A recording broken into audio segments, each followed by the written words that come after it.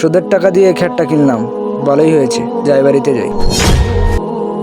রাহিম ভাই, জি ভাই। ভাই আমার কাছে কিছু টাকা পাইতেন। এই যে আপনার আসলটা, এই যে আপনার সুদেরটা। আর শুনেন ভাই, আমার পক্ষ থেকে আপনার বিরিয়ানি পার্টি আছে। লোকটা অনেক ভালো, আমার আসল টাকাও দিয়েছে, আমার সুদের টাকাও দিয়েছে, আর বিরিয়ানিও খাওয়াবে বলেছে। রাহিম ভাই, এই যে আপনার জন্য বিরিয়ানি নিয়ে এসেছি। ভাই কিসের উপলক্ষে বিরিয়ানি টাকা হচ্ছেন?